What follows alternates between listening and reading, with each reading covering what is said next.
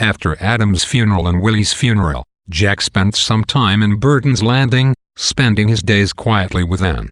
They never discuss Willie's death or Adam's death. Instead they sit wordlessly together, or Jack reads aloud from a book.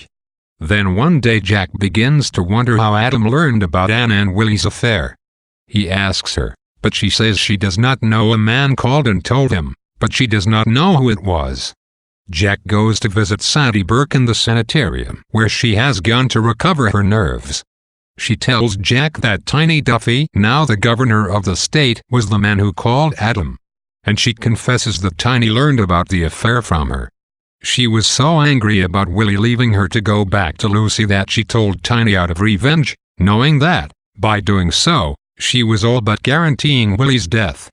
Jack blames Tiny rather than Sadie, and Sadie agrees to make a statement which Jack can use to bring about Tiny's downfall. A week later, Duffy summons Jack to see him. He offers Jack his job back, with a substantial raise over Jack's already substantial income. Jack refuses, and tells Tiny he knows about his role in Willie's death. Tiny is stunned, and frightened, and when Jack leaves he feels heroic. But his feeling of moral heroism quickly dissolves into an acidic bitterness, because he realizes he is trying to make Tiny the sole villain as a way of denying his own share of responsibility. Jack withdraws into numbness, not even opening a letter from Anne when he receives it.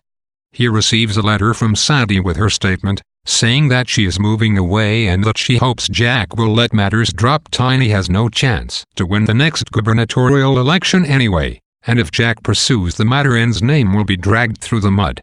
But Jack had already decided not to pursue it.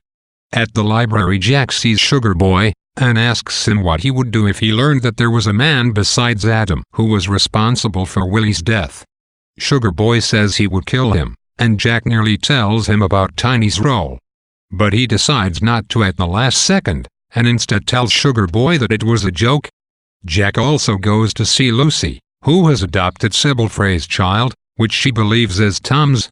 She tells Jack that Tom died of pneumonia shortly after the accident, and that the baby is the only thing that enabled her to live. She also tells him that she believes and has to believe that Willie was a great man. Jack says that he also believes it.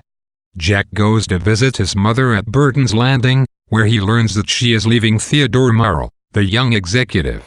He is surprised to learn that she is doing so because she loved Judge Irwin all along.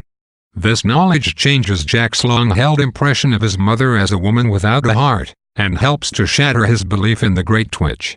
At the train station, he lies to his mother, and tells her that Judge Irwin killed himself not because of anything that Jack did, but because of his failing health.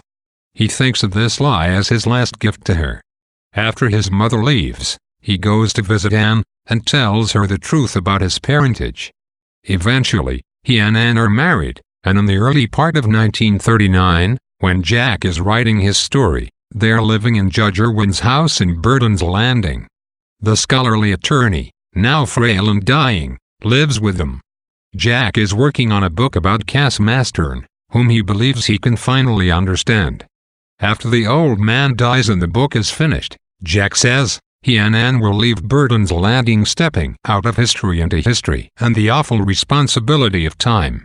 In this chapter, Jack struggles through the chaos of recent events toward his final acceptance of responsibility and self-determination.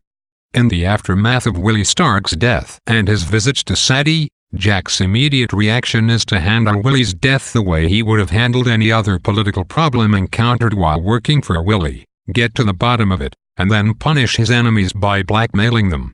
When he first learns from Sadie that Tiny informed Adam of Willie's affair with Anne, he visits Tiny and threatens him with the information just as he used to threaten Willie's enemies with knowledge of their past misdeeds.